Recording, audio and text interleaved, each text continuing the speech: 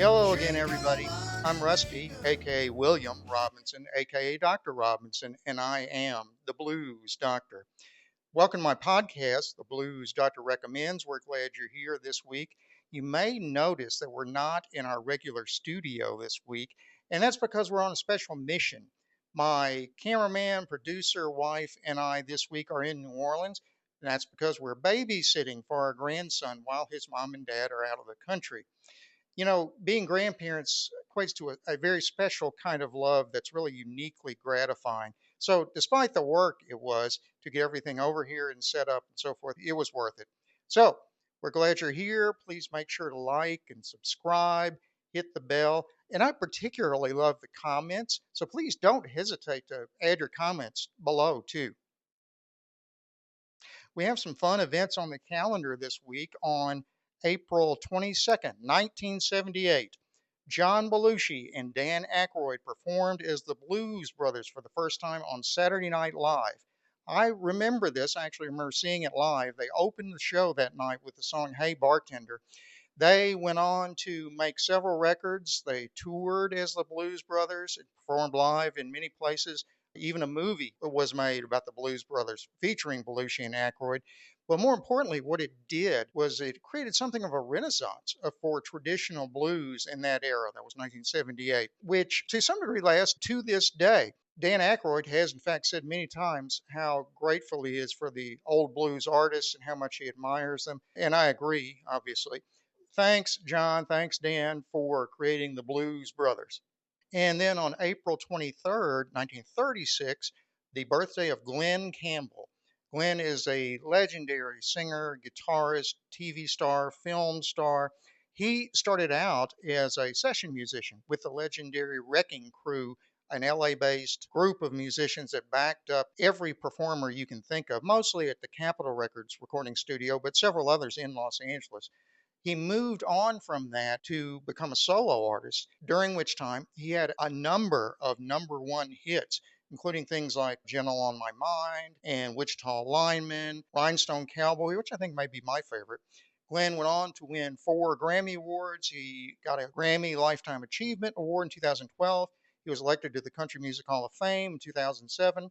Sadly, Glenn was diagnosed with Alzheimer's disease in 2010. Very interesting. He continued to tour and record to some degree afterward with the help of his children. While he did have Alzheimer's, he retained to a fair degree the ability to play the guitar and to sing. So he was determined to make the best of it while he could. He did that all the way through 2012, and then he eventually died in 2017. So thanks, Glenn. We love your music and sorry to see it gone. Finally, our last event on the calendar this week on April 24th, yesterday, as we're filming this, 2025, the New Orleans Jazz and Heritage Festival opened in New Orleans.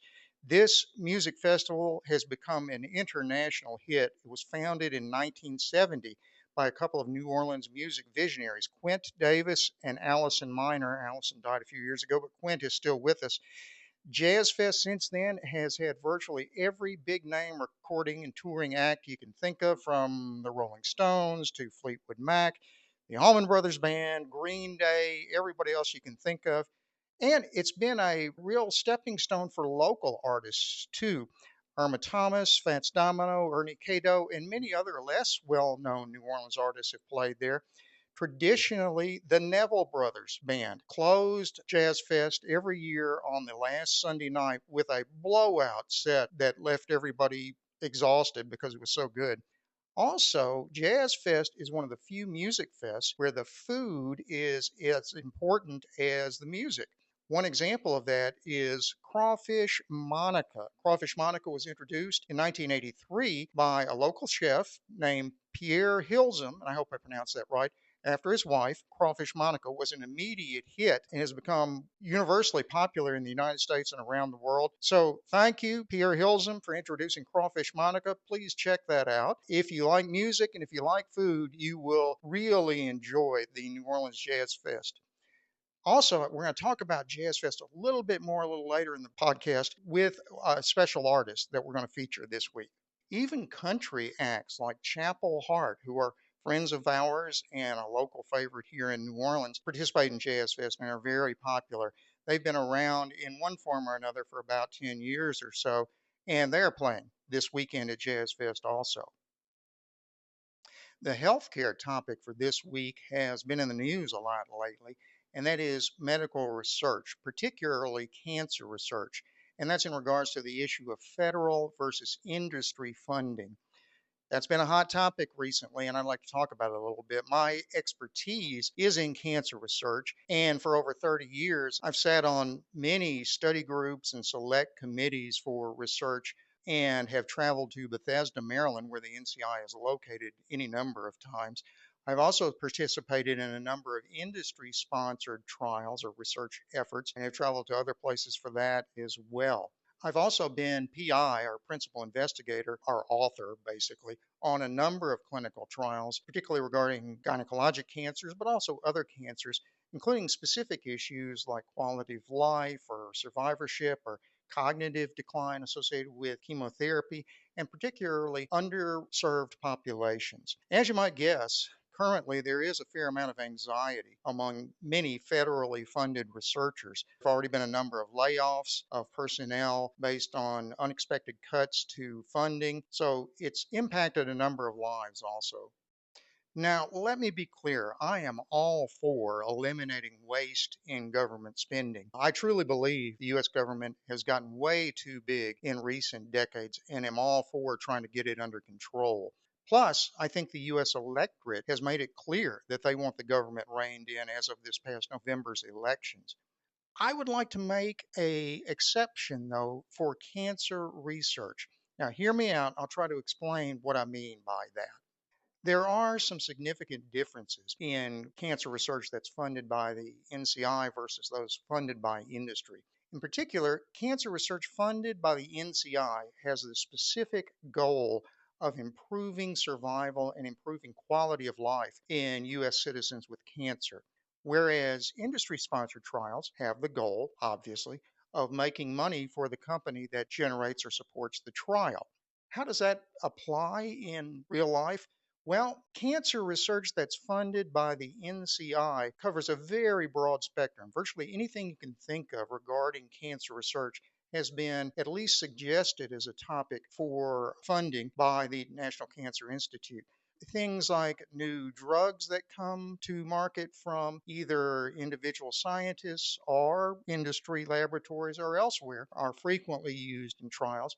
New surgical techniques may be used in clinical trials that are sponsored by the government. New ways to use old drugs may be used in new clinical trials. All of those are funded by the NCI. A particularly interesting one recently has been the study of so called rare tumors, that is, tumors that occur or cancers that occur in less than 8 per 100,000 individuals. That makes them rare as cancers go. Industry is not interested in supporting trials for cancers like that because the population is so small, it doesn't make them much money. In contrast, the NCI has decided to take on that topic and created a trial that was known as the DART trial, D-A-R-T, and that's short for Dual Antibody Therapy for Rare Tumors. That trial has been very successful. I've been a participant in that trial, I've been one of the authors of the trial, and it's produced a number of publications already, and it's not even finished yet. Basically, what this trial does is it takes rare cancers or offers people with rare cancers the opportunity to be treated with two new agents. And I'm not going to go into what those agents are. Basically, they are new targeted therapies directed at cancer in general. In contrast, they probably would have received either traditional chemotherapy or maybe no therapy at all. So, what has happened is that a number of rare tumor patients have participated in the trial. I've participated in several of those cohorts, including rare ovarian cancers, vulvar cancers, rare cervical cancers, and a few others. And we've already produced some important results. That kind of a trial is never going to be funded by industry because there's so little money in it. In contrast, industry sponsored research typically revolves around a new agent. Usually, this is a new drug that is a molecularly targeted drug created in the laboratory of the sponsors themselves, and specifically for which they own the patent. What that means is the more the drug gets used, the more money the shareholders of the company make. So the company may not only create a trial for one specific cancer, but they may try to increase the number of cancers for which that drug might be used.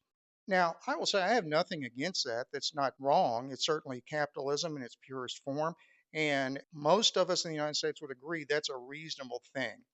But is there room for an exception in the form of cancer research funded by the NCI? And I think there is, because some trials simply won't be done by industry. As I said before, one of my areas of expertise has been the study of underrepresented or underserved populations. We know that there is a significant gap in cancer care among individual populations. That may be racial or ethnic populations, it may be urban versus rural populations, it may even be gender based, male versus female populations. And those gaps are significant. And I think they're important for us to try to address those things. Those things simply won't be addressed by industry funded research. And again, I hold nothing against industry for that point. That's their purpose, is to make money for their shareholders. But that leaves a lot of people and a lot of things out. I am not comfortable with that, and I think that's a good argument for increasing federal funding to clinical research in cancer. So think about all of that the next time you hear about some new proposed cut in federal funding for cancer research. I think there's ample justification for the United States to fill in those niches and not to leave out significant parts of the population. Remember, any of us at any time can be affected by a rare cancer. And if we eliminate things like the DART trial, there won't be any research for new treatments for those diseases. As I mentioned, I wanted to get back to New Orleans Jazz Fest again. One of the fun things about Jazz Fest is the after hours shows. So the festival runs from about 11 a.m. to about 7 p.m. every day. After that, many of the music clubs in New Orleans will feature budding local artists with lots of talent. And sometimes even the big names from that day's Jazz Fest will drop in. So, for example, a couple of years ago, Robert Plant of Led Zeppelin dropped in at Preservation Hall. About 10 years ago, Keith Richard of the Rolling Stones, and the Stones love New Orleans, they're here all the time. At any rate, Keith Richard of the Stones dropped into D-Max, which is my old hangout. I wasn't there at the time, unfortunately, but that's the kind of thing that can happen during Jazz Fest. I thought I'd include one of my favorite local singers in this week's edition of the podcast to give an example of what you might hear in the after hours sets during Jazz Fest. This is Ms. Nancy Rich, and I hope you enjoy it.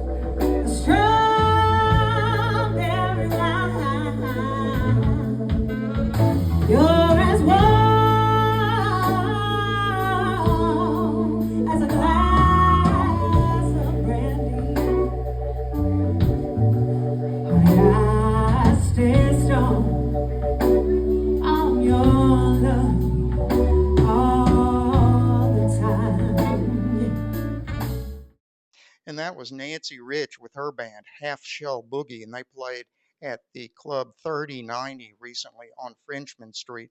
And that's a good example, I think, of what you'll see in New Orleans music clubs around Jazz Fest. As many of you know, I have an interest in high strangeness type events, which can include things like Bigfoot, which I'd like to talk about this week. But I'm not going to talk about another Bigfoot sighting story. What I'd like to talk about is the Bigfoot community. And that is the individuals, the people who are interested in talking about Bigfoot and researching Bigfoot and continuing a discussion of Bigfoot.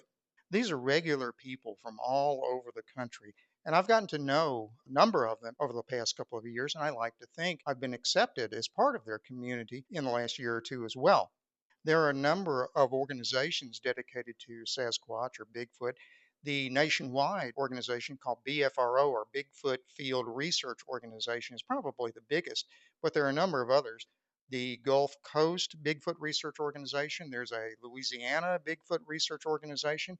There are a number of Bigfoot museums around the country. There are some in California, there's at least one in Georgia, one in Oregon, one in Maine, and I've visited many of those. So they're very interesting. So why do they do that? What motivates people to do Bigfoot research and to keep up with each other in this way? Let's examine that a little bit. I like to believe at least part of the reason is that it's a break from normal life. It's not the everyday. You know, most of us, at least at some point in our lives, get bored. Sometimes we get tired of taking orders from a boss who doesn't know what they're talking about, or at least in your opinion, doesn't know what they're talking about. So this is a way, that is Bigfoot research and communication with other Bigfoot researchers is a way of breaking those rules, in other words, of not obeying society's rules in a sense. And it may be almost subconscious in a way, but I think that is part of the reason why people enjoy this. I know it is part of the reason I enjoy it. You also may wonder how they do this.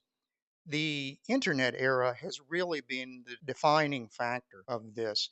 Initially, there were online chat rooms and bulletin boards and things like that. But today, currently, podcasting is the mainstay of the Bigfoot community. There are any number of podcasts on a regular basis by multiple different Bigfoot researchers and enthusiasts.